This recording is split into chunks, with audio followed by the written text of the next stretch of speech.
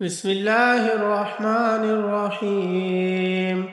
تبارك الذي بيده الملك وهو على كل شيء قدير، الذي خلق الموت والحياة ليبلوكم أيكم أحسن عملا وهو العزيز الغفور، الذي خلق 7 سماوات طباقا ما ترى في خلق الرحمن من تفاوت، فارجع البصر هل ترى من فطور، ثم ارجع البصر كرتين ينقلب إليك البصر خاسئا وهو حسير، ولقد زينا السماء الدنيا بمصابيح وجعلناها رجوما للشياطين واعتدنا لهم عذاب السعير، وللذين كفروا بربهم عذاب جهنم وبئس المصير.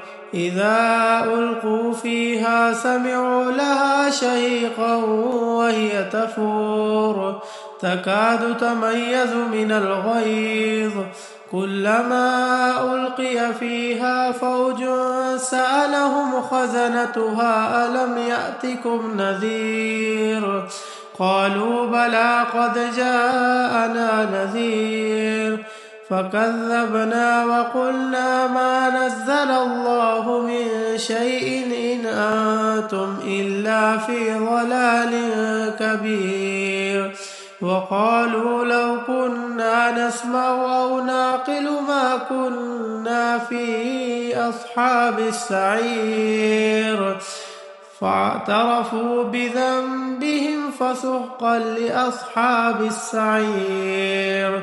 إن الذين يخشون ربهم بالغيب لهم مغفرة وأجر كبير، وأسروا قولكم أو اجهروا به إنه عليم بذات الصدور، ألا يعلم من خلق وهو اللطيف الخبير.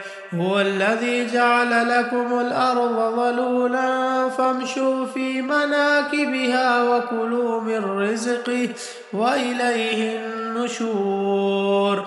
أأمنتم من في السماء أن يخسف بكم الأرض فإذا هي تمور، أم أمنتم من في السماء أن يرسل عليكم حاصبا فستعلمون كيف نذير. ولقد كذب الذين من قبلهم فكيف كان نكير. أولم يروا إلى الطير فوقهم صافات ويقبضن ما يمسكهن إلا الرحمن إنه بكل شيء بصير. أمن هذا الذي هو جند لكم ينصركم من دون الرحمن إن الكافرون إلا في غرور. أمن هذا الذي يرزقكم إن أمسك رزقه بل لجوا في عتو ونفور. أفمن يمشي مكبا على وجهه أهدى أمن يمشي سويا على صراط مستقيم. قل هو الذي أنشأكم وجعل لكم السمع والأبصار والأفئدة قليلا ما تشكرون. قل هو الذي ذرأكم في الأرض وإليه تحشرون. ويقولون متى هذا الوعد إن كنتم صادقين. قل إنما العلم عند الله وإنما أنا نذير مبين. فلما رأوه زلفة سيئت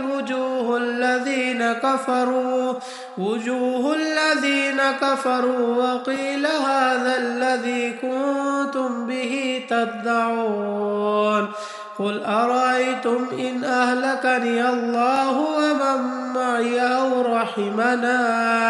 أو رحمنا فمن يجير الكافرين من عذاب أليم قل هو الرحمن آمنا به وعليه توكلنا فستعلمون من هو في ضلال مبين قل أرأيتم إن أصبح ماؤكم غورا فمن يأتيكم